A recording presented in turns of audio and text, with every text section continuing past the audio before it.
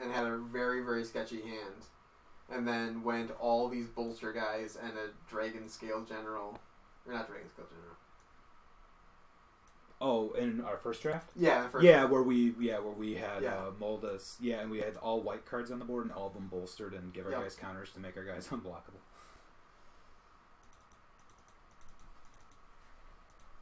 It's weird because we actually have a good. We actually curved. I don't know. He curved. He was one ahead of us on the curve. Yep. And I think that is the downside of Dash. If they're not particularly mana efficient creatures. Like a 2/3 for 3 is not. I think green is the yes. We'd like to play first, and of course. Hey, there we go. Right, just one. Yep. And just one. So much. I know. This isn't normal. I think we have to keep this and hope we hit a land Tormenting Voice, right? Yep. It's good if we hit a bunch of running lands. I mean, as good as a 5 mana hand. Set every hand with all spells ever. Yeah. Okay, that's fine. But I mean, this is especially good. Storm Stinger or whatever is gone. Right? Yep. Unless we want to play it safe and drop the black card, but I'm glad we didn't. Oh, it's a Megamorph too, so we can cast it face down if need be. Yeah. I don't think we cut it there ever. Oh right, got it. That's a good draw.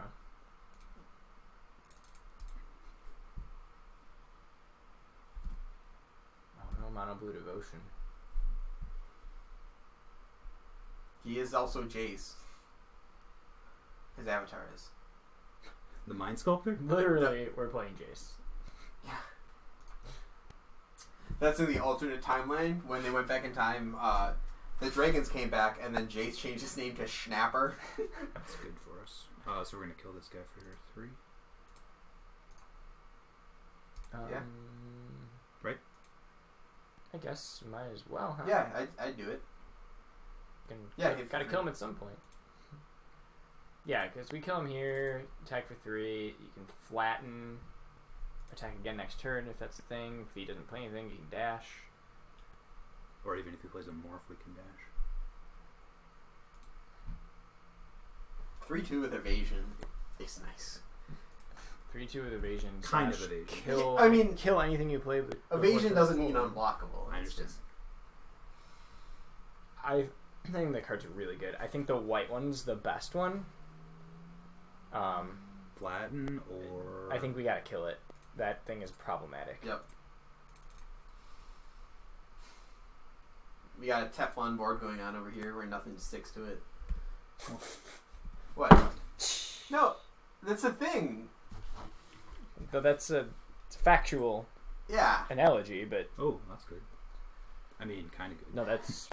We get 3 more damage in. If you would have said on turn 5 he has no board and is casting this spell, would you be happy? I would have said yes. A land would have been fantastic right there. Do you want to just get him out there? I think we probably just play him here. Yep. Yeah, because if we draw a land, we're going to be...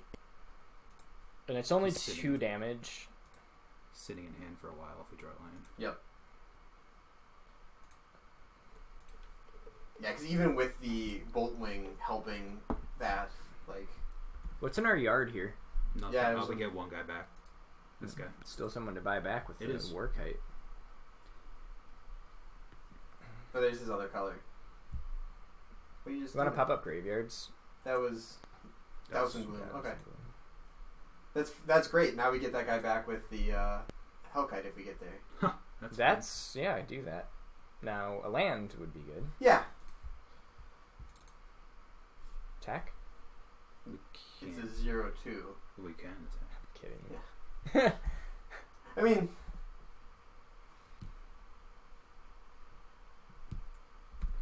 is that 5 in hand? 4. Lots of land. What did he discard to the enhanced awareness? Elusive Spellfist? Mm-hmm. Oof. Well, he still need flyers. A land and he... Or still need... Yeah. That card is nothing. Yeah, that's just a 0/4.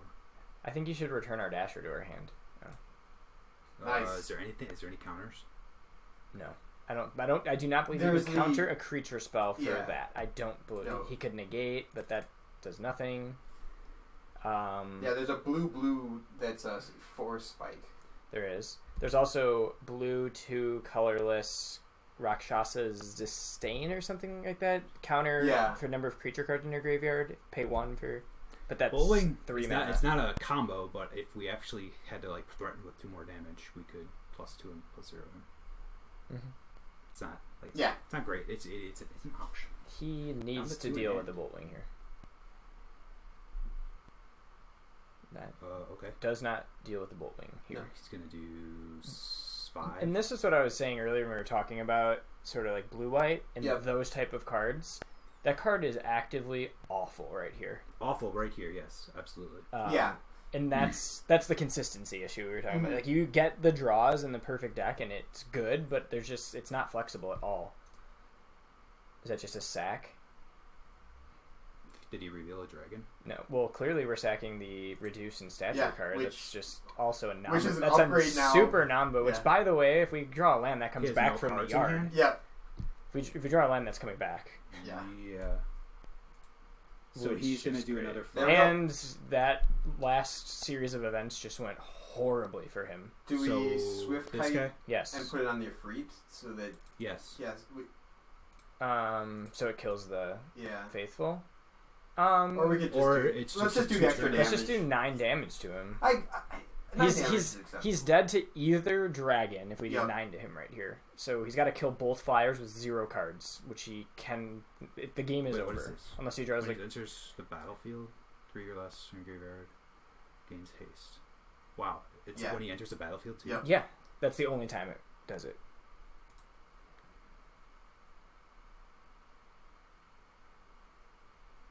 Wait, is it the only time that does it? Yeah.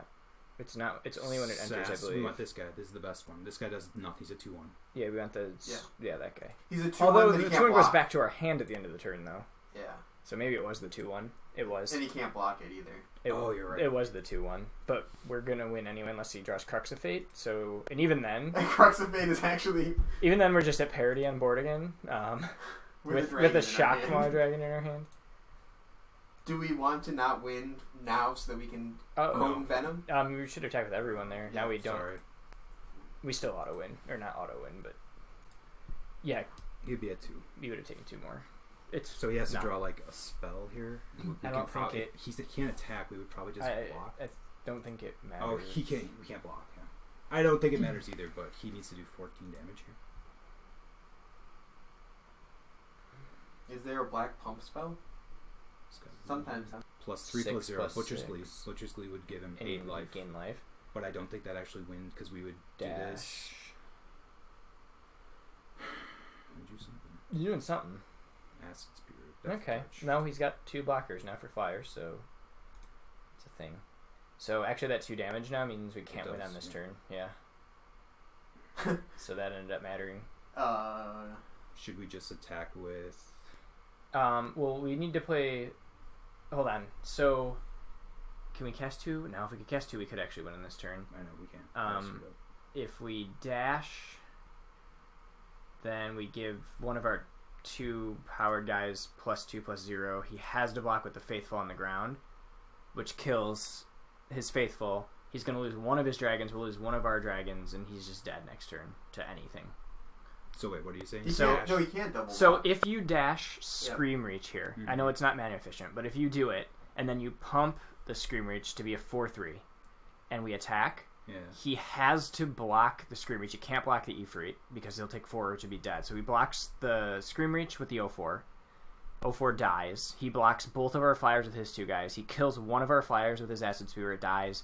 The other guy kills the Lotus Path Djinn, dies. So he takes 2. One of our dragons lives. One of our dragons lives. And he loses his board. And he loses his entire board. Yeah. So I think that's the right play. Yeah, and he's in top deck mode. So who do we give the +2? We give it here, right? It can either go there or to the Scream Reach. It functionally doesn't matter.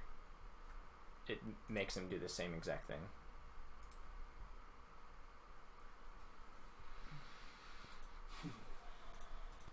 Okay. Wow, that was a mull of 5. That was a mull of 5. And 1 messed up attack. Yep. Got there. So he dirtles. You could say that. This could be good, but I don't know if it's better. I mean, Yeah, that might be. The question is, do we give up our aggressiveness to do it? I mean, To do what? Tassiger's cruelty. I actually don't think it's good here. He didn't have anything he's going to be like holding in hand that's going to be like a game-breaking spell. He has a lot of... I guess a lot of his card draws instant. Never mind. It also is a nombo with our work height because we're not going to be putting a lot of cards in our graveyard unless we Tormenting Voice. Sure. And we don't want to have to exile our yard to cast it. And if we're casting it, we want to cast it as a second spell for a turn, ideally. Mm-hmm. Which means we'd probably have to exile our graveyard. It's fine. Sure. We don't want a Raging Goblin. Flatten's good. Yeah. One better than Throttle.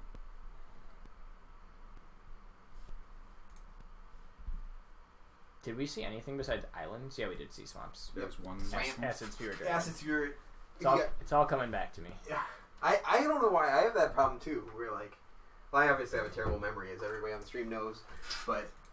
Oh, we got half of our combo.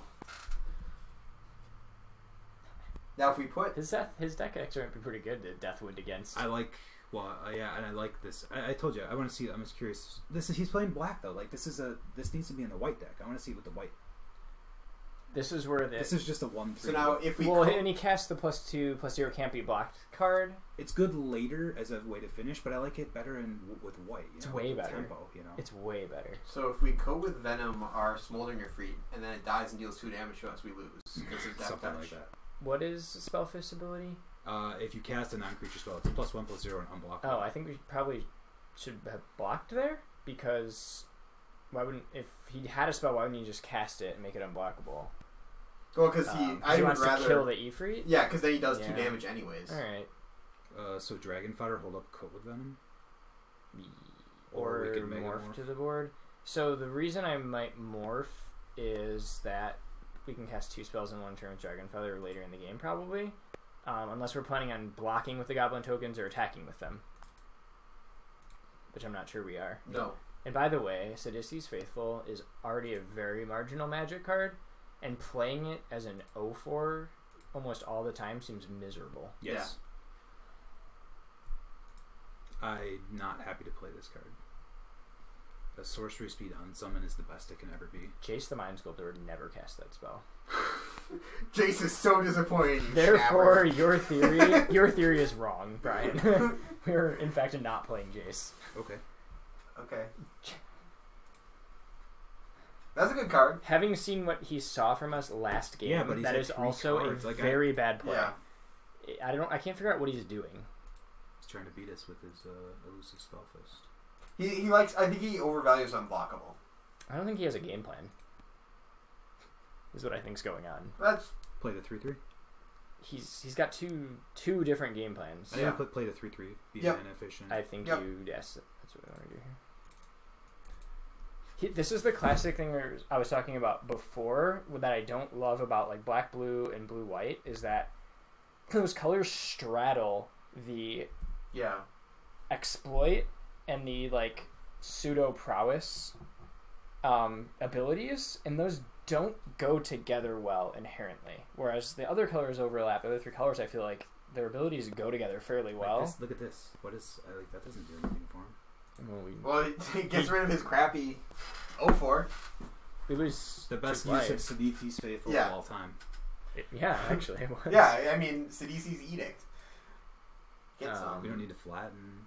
There's another exploit prowess problem. Is deck's fighting against itself. Dragon Fodder is good against his board right now. Yeah, I think we definitely want that out there.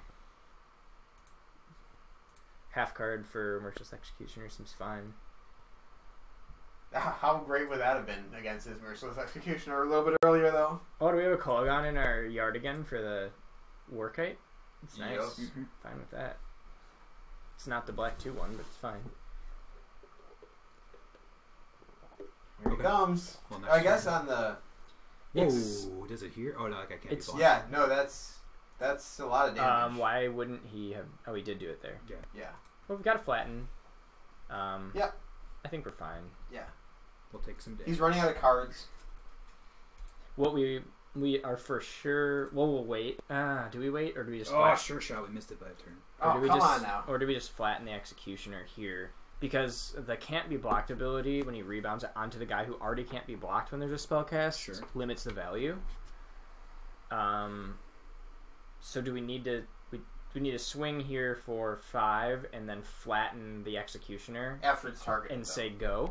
Well, the only issue there is if he has a negate or something in hand, we die. Okay, like we're just dead. I suppose that's a significant downside. So I think it's not worth it. Sure. So we flatten Executioner. Yeah. On our turn, we're gonna take 4 from the guy, which we're gonna anyway. There's nothing we can do about it. I think this limits.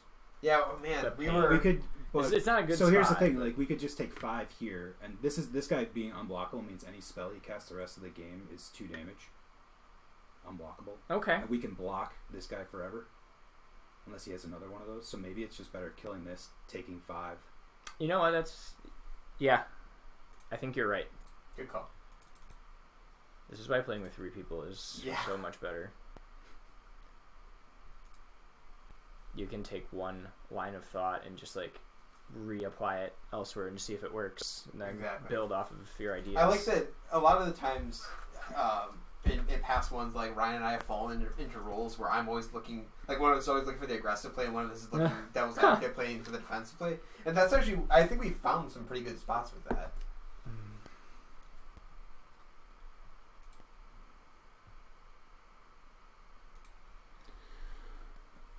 See what he's got. So I did make fun of Taigam Strike, and it did do some work there. It did. I think it's a fine card, but I don't think it goes with these cards. Like I think it's a very good card. Okay, this is good for us. Mm-hmm. I guess the only question is, do we sure shot and then so let's see here. So first of all, do we attack first and see if he trades that scholar? I like see if he trades the scholar line. Why do I want to do that though? I'm trying to figure out why I want to do that first. He has no mana up, so I don't have to worry about him doing anything. Does it change our play at all if he trades with the scholar? The other option is we swing with a token.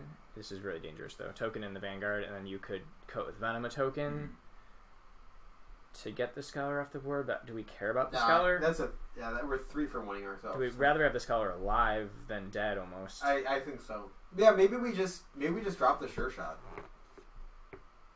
Because I think if we sure shot, survive the turn, and then cast the Warkite, we are... Well, so in that scenario, though, are we better off... If we're going to stall the board, are we better off just trying to kill him? Because the sure shot does kill the Executioner, yes, but so do the tokens. So if we're going to aggressively attack on the ground, and that's how we're playing the sure shot, then I think yes.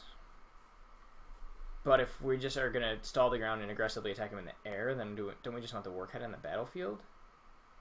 Yeah, that's a good point. But the Warkite's also going to rebuy a dash guy. No, this guy is not dash, right?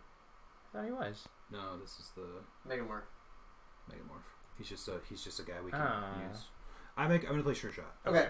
No, that makes sense. And it keeps up code with him just in case something weird happens. I don't think we'll need it. Why is that guy chatting us? You're not attacking? We were taking forever. We were like 2.5 minutes on that play. Chase would have already known that was going to happen in advance. Would have cast Time Warp.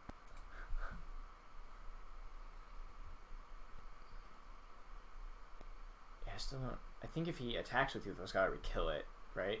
We go block here, block here. Yeah, I think we just didn't want to attack into the scholar to give him an extra card on this, 2 cards on this turn, right? Yeah.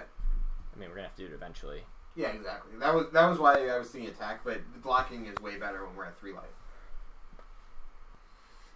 That is a thing that I have learned, is that it's hard to win a game once your life total hits 0.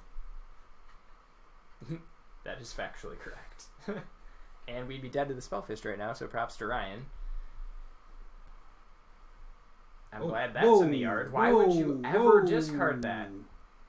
Yay! Well, what does he have in his hand? Oh, well, maybe he was worried about the sure shot. I don't care. Yeah. I don't think it's a good play. Goblin token? Yeah. For 500? He might realize he's just going to lose it to sure shot anyway, so he'll trade for a token now. Sure, which allows us to now use sure shot to kill Scholar. And now we swing for swing for a million billion. A lot. That's the. So I think we do kill Scholar here, right? Yep. Yeah. Oh yeah. He has nothing on the board, so he would have to kill us. He already has 4 cards sitting in his hand, and he's filtered some of those cards. So, like, I feel like he's going to have ways of using his mana anyways. If he draws Swamp, target player draws X, loses X life right here, then we lose. But then we lose. Yeah. Is he on a 2-turn clock now? Sucks that was our only. Oh, we should have brought back the Ifrit here. No, he because then it dies and it does 2 to us. Oh, thank you. That would hurt. We are not worried. He would have to have dash exactly. Do we? And we've seen none of it. Right? I say we leave. We're leaving the thing back. Never mind. Yeah. Yeah, we attack with everybody here, Yep. right? 15, Bring 13, the 12, beast, 11, 10, bring the 9, 8, 7, 6. Yeah, I don't. We could have left back the token or something because he's still dead next turn. He's very, very dead next turn, actually.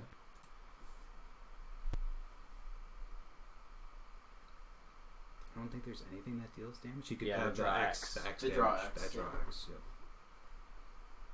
Otherwise, he's got to play a Crux of Fate, which does not work. They're immune to Crux of Fate. I love being able to win over a Crux of Fate. That's pretty good. Somebody cast a Crux of Fate on me the other day, and just so in the habit of naming non-dragons. All right. Oh no! That they named non-dragons, and I believe I had like Dragon. just a Storm Breath in play or something. That's All right, so we got there. We're 1-1. Boy, that first round match, that opponent would just hit the. I feel like our deck's actually pretty good after playing it this round. Now, this opponent was not very good either, but I don't know. He has some good cards, but he used. So I mean, going over, he Deathwinded like a 2/2. He Deathwinded a Morph, which he saw some dragons game 1. I don't know. It doesn't make a lot of sense to me. He plays like Executioner's not a very good card in general. It's very specific, and then he was just kind of randomly running it in his deck, and like he enhanced awareness twice. He's got 6 mana. I don't know. Did he see any of our dragon fodders in game 1? No, I don't think we dragon foddered game 1. Okay, because like Merciless Executioner against dragon fodder is So just bad. the saddest thing.